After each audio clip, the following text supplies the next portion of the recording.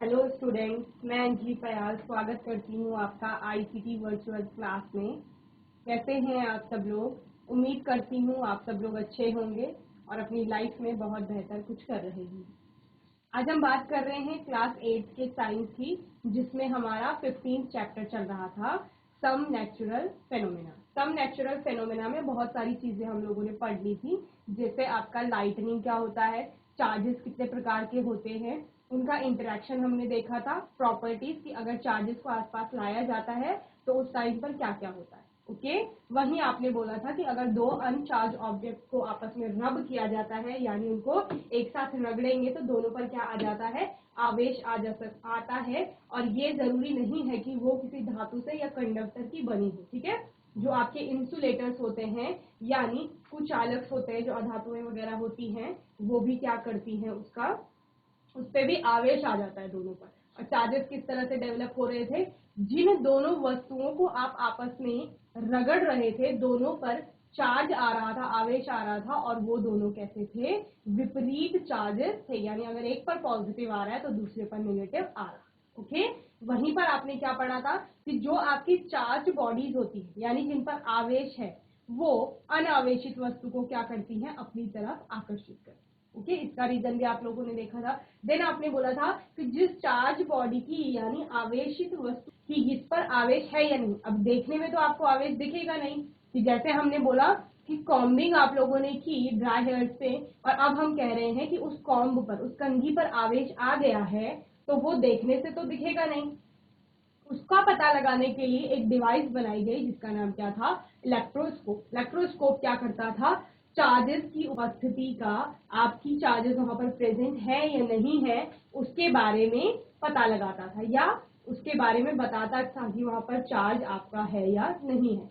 जब आप इलेक्ट्रोस्कोप को पढ़ रहे थे तो आपने क्या पढ़ा कि जो आपके क्या है, चार्जेस है, ठीक है, वो जब क्या हो जाएंगे, किसी चार्ज बॉडी से अनचार्ज बॉडी में जाएंगे, ट्रांसफर होंगे, तो उनको क्या कहा जाएगा, चार्जिंग कहा जाएगा। वहीं पर एक और टर्म आई थी कि जब वो चार्ज किसी ऑब्जेक्ट से अर्थ में चला जाएगा तो उसको क्या कहा जाएगा, आपका अर्थिंग कहा जाएगा।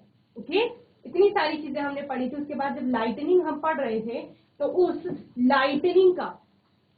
लाइटनिंग को क्या कह रहे थे कि जब वो गिरेगी, बिजली गिरेगी, तो उससे कई प्रकार के क्या हो सकते हैं, नुकसान हो सकते हैं। ओके, तो उस नुकसान से बचने के लिए हमें सेफ्टी यूज करनी पड़ेगी, या कुछ कुछ चीजें हैं जो करनी होंगी, कुछ चीजें ऐसी होंगी जो नहीं करनी होंगी। कब, ड्यूरिंग लाइटनिंग, या लाइटनिंग के दौरान, जब भी बिजली गिर रही होगी तब। तो वो सब हमने देखे थे। बाद में हमने क्या पढ़ा कि कुछ ऐसे फेनोमेनाज होते हैं या कुछ ऐसे जैसे नेचुरल चीजें होती हैं जिनका पता लगा पाना मुश्किल है। जैसे लाइटनिंग का भी आप पता नहीं लगा सकते कि कभी बिजली आपकी गिरेगी, ठीक है, लेकिन आप थोड़ा आइडिया लगाते हैं कि बारिश का टाइम है, बहुत ज्यादा हैवी रेनफॉल हो रहा है, तो चांसेस बढ़ जाते हैं लाइटनिंग और थंडरस्टॉर्म आने के। ओके, वहीं पर आपका भूकंप भी एक ऐसी, आप क्या फेनोमेना के रूप में अर्थक्वेक को देख रहे थे, जहां पर आपने बोला कि इसका पहले आप पता नहीं लगा सकते। ओके, तो अर्थक्वेक का भी पता नहीं लगा सकते। फिर आपने अर्थक्वेक को क्या कहा कि ये धरती का कांपना है, यानी धरती के अंदर जो क्रस्ट वाली लेयर है उसमें अलग अलग प्लेटें हैं, और उन प्लेटों में जब डिस्टरबेंस होता है उसी के कारण अर्थ की सरफेस में आपका क्या होगा, मूवमेंट होगा, या आप क्या कहेंगे, भूकंप आए।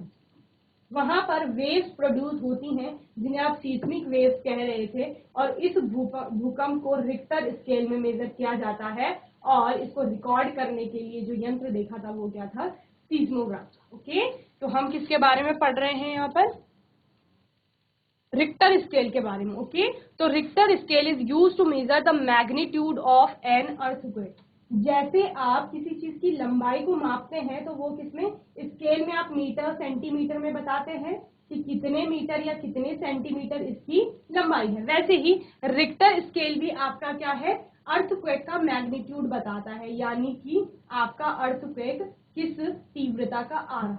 Okay, the more destructive earthquakes typically have magnitudes between about 5.5 and 8.9 Richter. Okay, तो रिक्टर स्केल में अगर 5 से ऊपर आपका मैग्नीट्यूड है, जो आपका भूकंप की तीव्रता है वो 5 से ज्यादा होगी तो वो बहुत ज्यादा क्या करते हैं, आपके नुकसान करेंगे, बहुत ज्यादा डिस्ट्रक्शन वहां पर होगा, यानी टर्बुलेंस जो होंगे या ट्रेमर्स जिनको आप बोल रहे हैं, हलचल हलचल जिसे कहा जा रहा है, ठीक है, उसकी तीव्रता या मात्रा क्या होगी, ज्यादा होगी, जिससे नुकसान ज्यादा हो सकता है। क्या कहा जा रहा है, 5 से ज्यादा और 8 तक, 8 या 9 तक की जो तीव्रता है वो भूकंप ज्यादा तीव्रता के होते हैं। इतना आप लोगों ने समझ में आया।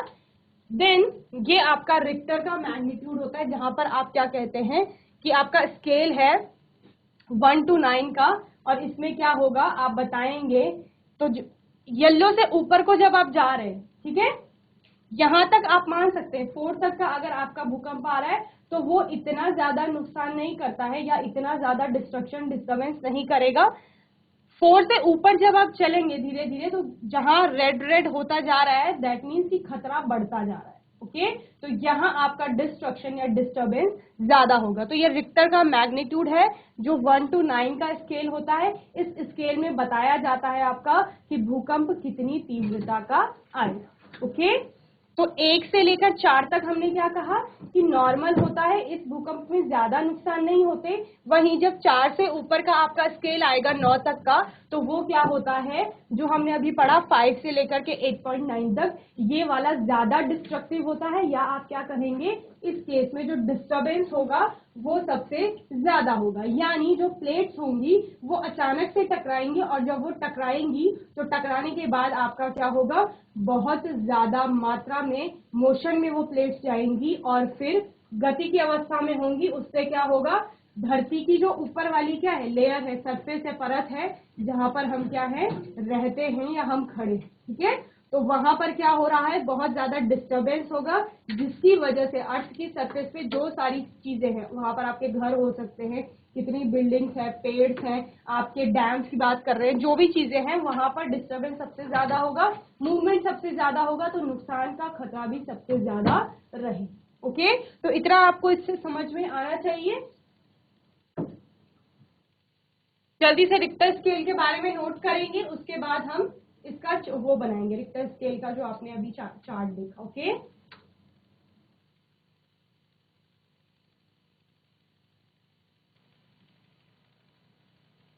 इसके बाद इसको रिक्टर मैग्नीट्यूड या रिक्टर की जो आपका फ्रीक्वेंसी आएगी या तीव्रता जो है भूकंप की, उसके बारे में बात कर रहे थे।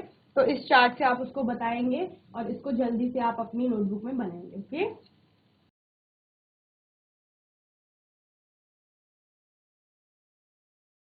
ओके, तो रिक्टर स्केल आपको समझ में आ गया। ये स्केल है आपका रिक्टर स्केल, जिसपे आप भूकंप की तीव्रता बताएंगे।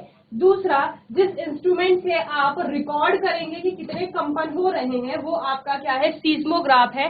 एन इंस्ट्रूमेंट, जब इंस्ट्रूमेंट आपको पूछा जाएगा तो इंस्ट्रूमेंट आपका क्या है, सीस्मोग्राफ है।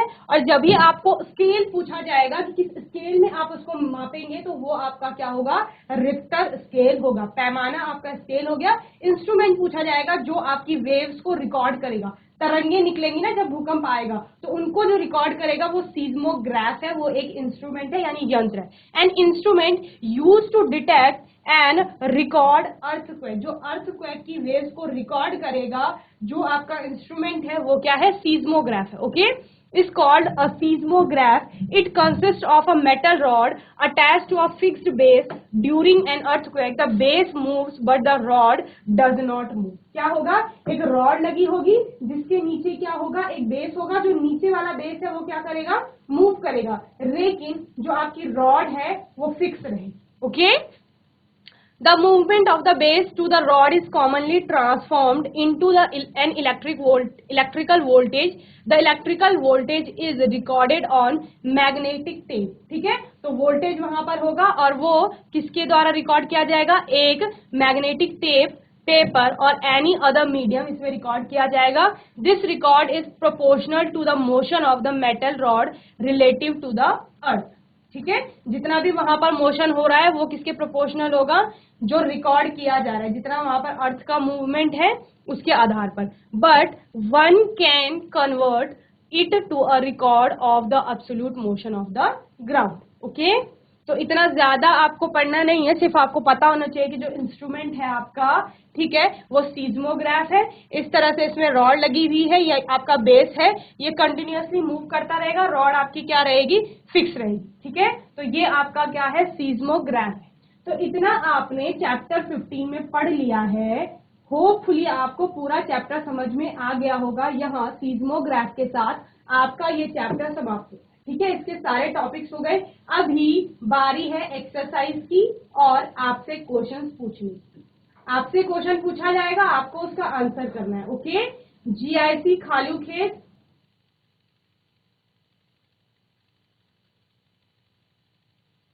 सबसे पहले हम एमसीक्यूज करेंगे, मल्टीपल चॉइस क्वेश्चन जो आपके पास आते हैं। पहला क्वेश्चन है आपका, the process of transfer of charge from a charge object to the earth is called. हम क्या कह रहे थे, कोई तो चार्ज ऑब्जेक्ट होगा, इसमें आपका चार्ज है, कुछ भी चार्ज हो सकता है, ठीक है, उसको अर्थ में जब डाला जा रहा है, ठीक है, चार्ज बॉडी से चार्ज को अर्थ में डाला जा रहा है, इसको क्या कहा जाता है, ठीक है। आपके पास चार ऑप्शंस हैं, एक है अर्थिंग, दूसरा है लाइटनिंग, तीसरा आपका है ऑसिलेशन मोशन, और चौथा है आपका इलेक्ट्रॉन मूवमेंट। जीआईसी खालू खेत, माइक ले लो बच्चों, स्क्रीन पे दिख रहे हैं आप, जल्दी से माइक ले लीजिए। Hello, good morning ma'am. Good morning, क्या नाम है बच्चे? कृष्णा।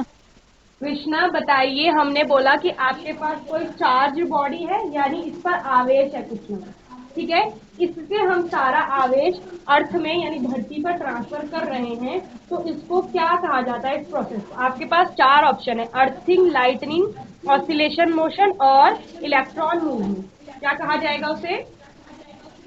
अर्थिंग।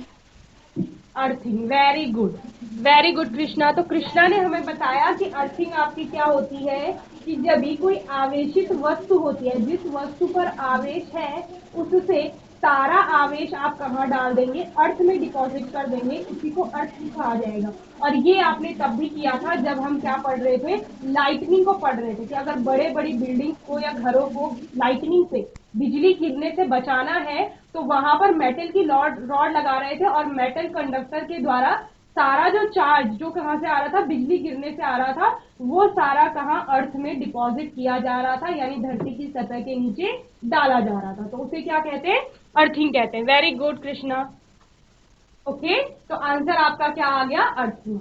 जल्दी से इसे नोट करेंगे, फिर नेक्स्ट क्वेश्चन करेंगे। नेक्स्ट क्वेश्चन है, the power of an earthquake is expressed on a scale called. तो आपको अभी मैंने स्केल पढ़ाया था, वही क्वेश्चन आया है कि जो अर्थक्वेक यानी भूकंप का जो क्या होता है, पावर होती है, उसकी जो जितनी उसमें शक्ति होती है, उसको कौन सी स्केल में आप एक्सप्रेस करते हैं? Seismic scale, iron scale, Richter scale और लार्ज स्केल। तो कौन सा स्केल पढ़ा है आपने? जल्दी से माइक ले लो। यस, पीछे एक गर्ल हैंड रेज कर रहे हो आप, ले लो बच्चे mic. Hello ma'am. Hello, good morning बच्चे। Good morning ma'am. क्या क्या नाम है आपका? मैम शिखा। शिखा, बताइए कौन सी स्केल में एक्सप्रेस करेंगे आप अर्थक्वेक की पावर को? चार ऑप्शन है आपके पास। Richter scale. Richter scale, Richter very good scale. Shikha. Shikha ने हमें बताया कि जो रिक्टर स्केल होता है, उसमें आप क्या बताते हैं, अर्थक्वेक की पावर को बताएंगे। वेरी गुड बेटा, सिट डाउन। नेक्स्ट आपका क्वेश्चन है third, which instrument is use to measure earthquake. कौन सा इंस्ट्रूमेंट, कौन सा यंत्र आप उपयोग करेंगे? अभी आपने स्केल पढ़ा कि किस स्केल में आप उसको क्या करेंगे, बताएंगे पावर को। यहाँ पर आप क्या पढ़ रहे हैं कि जो आपका क्या है, इंस्ट्रूमेंट है, यंत्र कौन सा होगा जिसमें आप उन वेव्स को रिकॉर्ड करेंगे। और आपके पास फोर ऑप्शंस हैं। फर्स्ट है रिक्टर स्केल, सेकंड आपका है सीज्मोग्राफ, थर्ड है आपका पॉलीग्राफ, और फोर्थ है नन ऑफ दी। कौन आंसर करेगा? टीआईसी महादेव शक्ति। मैम रिक्टर स्केल है इसका मैम। क्या नाम है आपका? सूरज।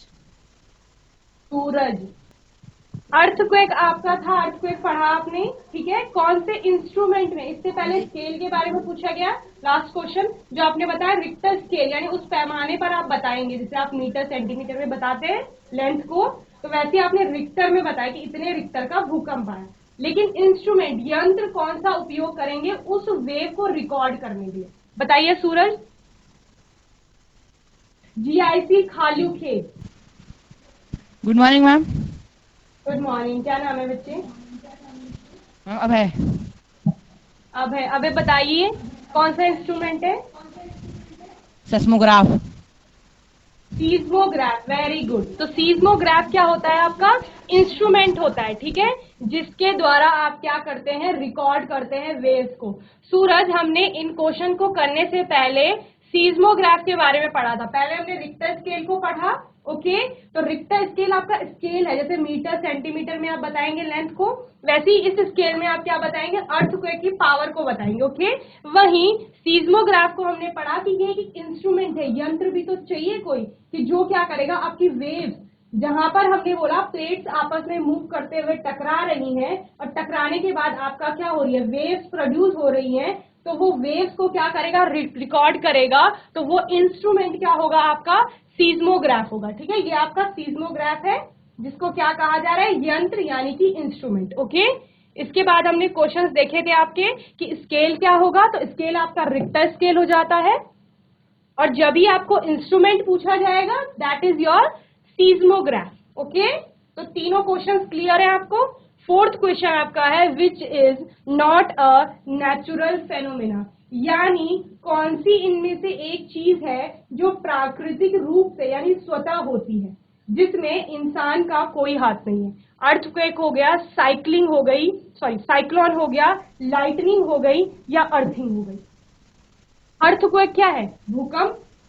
साइक्लोन जो आपके चक्रवात वगैरह आते हैं। लाइटनिंग क्या हो गई, बिजली का गिरना।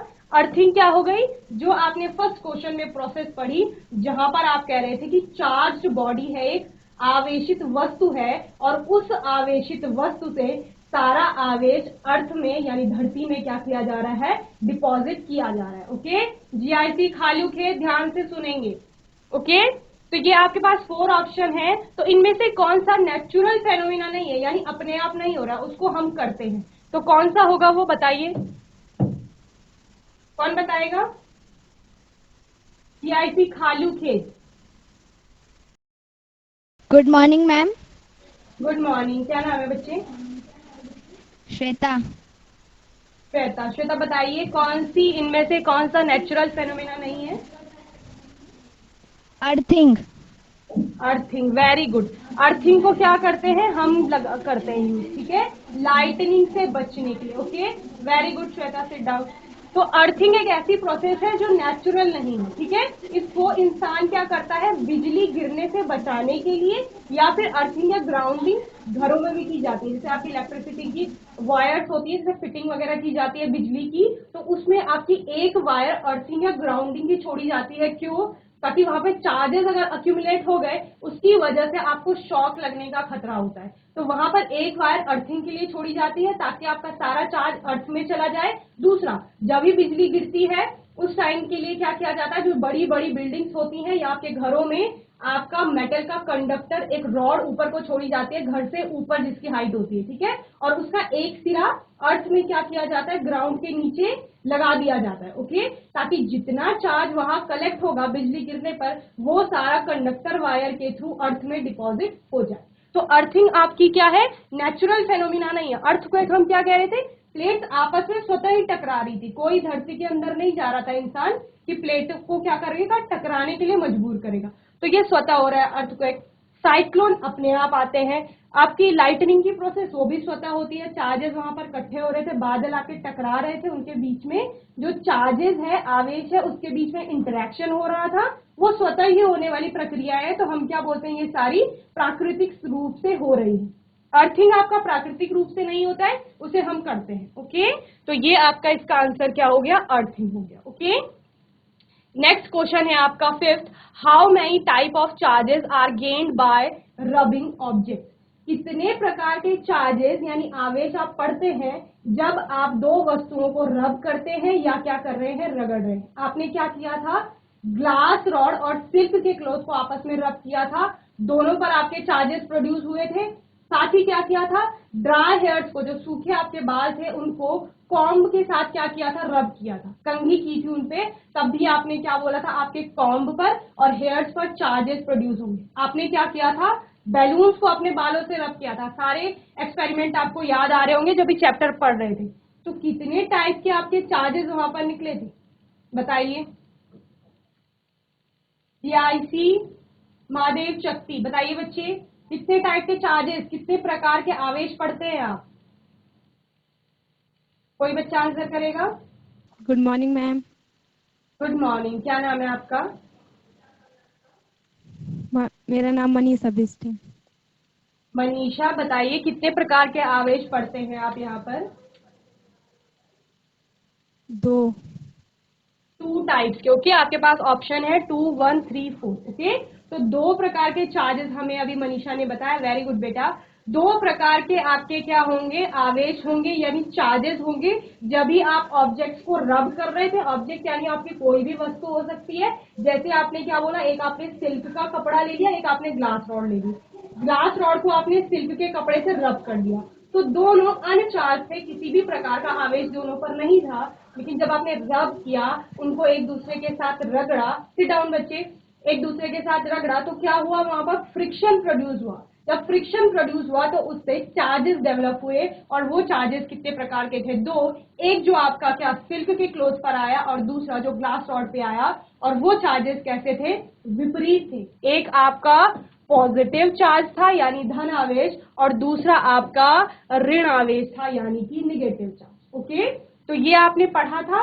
साथ ही आपने इसमें इंटरेक्शन और प्रॉपर्टीज पढ़ी थी कि लाइक चार्जेस, सेम चार्जेस जो होंगे पॉजिटिव, वो एक दूसरे से दूर जाते हैं यानी एक दूसरे को रिपेल करेंगे। निगेटिव होगा, वो भी सेम चार्जेस है, वो भी एक दूसरे से दूर जाएंगे यानी उनके बीच में रिपल्सन होगा, प्रतिकर्षण का बल वहां पर कार्य करेगा। वहीं आपने दूसरी प्रॉपर्टीज क्या पढ़ी थी कि जो आपके अनलाइक चार्जेस, ऑपोजिट चार्जेस यानी कि विपरीत चार्ज होंगे, आवेश होंगे, वो एक दूसरे के पास आते हैं यानी उनके बीच में अट्रैक्शन फोर्स यानी आकर्षण का बल कार्य करता है, ओके। तो पॉजिटिव निगेटिव जब होगा तो वो अट्रैक्ट करेंगे एक दूसरे, ओके। जीआईसी खालू खेत, बच्चे बात नहीं करेंगे, सेकंड रो में बैठे हैं। तो इसका आंसर आपका क्या हो गया, 2 टाइप्स के चार्जेस आप यहाँ पर पढ़ते हैं जब आप 2 ऑब्जेक्ट्स को रब कर रहे हैं। जैसे आपने ग्लास रॉड और सिल्क के क्लोथ को रब किया, तो आप बोलते हैं कि रॉड पे पॉजिटिव चार्ज आ गया, तो सिल्क के जो आपका क्लोथ था उस पर कैसा आ जाएगा, निगेटिव चार्ज आएगा, ओके। तो इतना आपको समझ में आ गया होगा। नेक्स्ट आपका क्वेश्चन है, where is the lightning rod attach to protect the building from lightning? Option A, on the top of the building, B on the bottom of the building, C in the middle of the building, D all of these. क्या कहा जा रहा है, जब earthing हम पढ़ रहे थे, अर्थिंग की जा रही थी ना, तो घर के कौन से वाले पार्ट में वो मेटल की रॉड लगाई जा रही है, घर के सबसे ऊपर, सबसे नीचे, घर के बीच वाले पार्ट में, या सभी जगह पर आप लगाएंगे, okay. GIC Mahadev Chatti, yes ma'am first वाला होगा, on the top of the building. Very good Suraj. तो सूरज जी हमें बताएं, on the top of the building, building के सबसे ऊपर आप क्या लगाएंगे, मेटल की रॉड लगाएंगे। तो ये आपकी बिल्डिंग हो गई, ठीक है। मान लीजिए इसे, बिल्डिंग ऐसे नहीं होती है पर मान लीजिए ये बिल्डिंग है, ठीक है। इसके टॉप में आप क्या लगाएंगे, यहां कहीं आप मेटल की क्या लगाएंगे, रॉड लगाएंगे। मेटल क्यों लगाई, मेटल धातु के बारे में पढ़ा है सबने। धातु क्या होती है, जो भी आपकी इलेक्ट्रिसिटी है या चार्जेस का फ्लो ही इलेक्ट्रिसिटी होता है, उसके लिए किसका कार्य करती है, सुचालक यानी कंडक्टर का कार्य करती है। कंडक्टर क्या होता है, जो कंडक्ट करने देता है, चलने देता है अपने लिए, ठीक है। तो यहाँ पर किसको चलाना है, आवेश को। आवेश कहाँ से आ रहा है, यहाँ कहीं से, आसमान से बिजली गिर रही है, यहाँ से आपका चार्ज आया, कहाँ पर आएगा, इस मेटल की रॉड पे आएगा। ये आपका एक कंडक्टर वायर के थ्रू जुड़ी हुई होगी और यहाँ कहीं हम क्या कह रहे हैं, ये हरा हरा पार्ट अर्थ का हो गया, इसके नीचे यहाँ कहीं इस चार्ज को डिपॉजिट किया जा रहा है। तो क्वेश्चन क्या था, अर्थिंग में जो ये मेटल रॉड है ये बिल्डिंग के कौन से पार्ट में अटैच रहती है, तो कौन से पार्ट में रहती है, मेटल जो आपकी बिल्डिंग है उसके ऊपर। दो सिरे आप यहाँ पर पढ़ते हैं, एक जो बिल्डिंग से ऊपर आता है हवा में, और इसका दूसरा सिरा जो जमीन के अंदर जाता है, अर्थ की सरफेस के अंदर। ओके, तो जब रॉड की बात की जाएगी तो अर्थिंग में रॉड कहाँ रहती है, आपकी घर के ऊपर रहती है या बिल्डिंग के ऊपर रहती है। तो आपका ऑप्शन कौन सा हो जाएगा, ए वाला हो जाएगा, on the top of the building. Okay,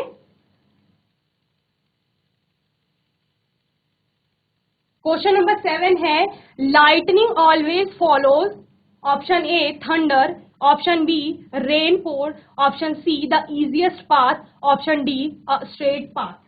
lightning हमेशा किसको फॉलो करती है, मतलब लाइटनिंग के बाद क्या होता है, सबसे पहले बिजली चमकती है तब क्या होता है, थंडर आता है, रेन पोर आता है, या द इजीएस्ट पाथ और अ स्ट्रेट पाथ। थंडर यानी आवाज, भयंकर जो गर्जना होती है वो होगी, या रेनपोर बारिश वगैरह कुछ ऐसा होगा, या द इजीएस्ट पाथ जो सबसे सिंपल पाथ होगा उसके लिए वहां से वो गुजर के निकल जाएगी, या स्ट्रेट पाथ एक सीधा रास्ता लेगी कि मुझे यही जाना है।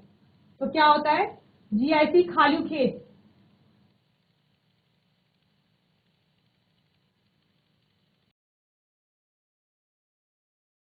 Good morning ma'am. Good morning, क्या नाम है बच्चे, श्वेता।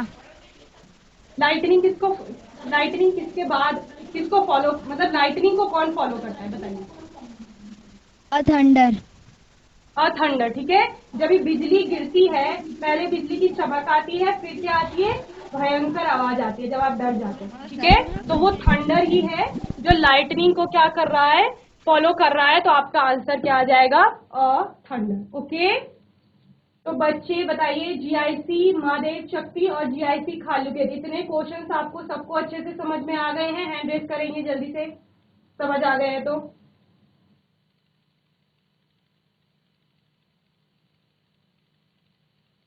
ओके, तो यहाँ तक हमने अपने 15th चैप्टर क्लास 8 के पढ़ लिया है, जिसमें हमने बहुत सारे क्वेश्चंस भी कर लिया, अपने 7 MCQs करे इसमें, और बहुत अच्छे से जीआईसी खालू खेत और जीआईसी महादेव शक्ति के बच्चों ने आंसर किया है। मैं उम्मीद करती हूँ ये सेशन आपको अच्छे से समझ में आया होगा। किसी भी बच्चे का कोई भी डाउट होगा, कोई क्वेश्चन होगा किसी टॉपिक से रिलेटेड, वो आप नेक्स्ट सेशन में पूछ लेंगे। ओके, तब तक के लिए आईसीटी वर्चुअल क्लास से जुड़ने के लिए धन्यवाद।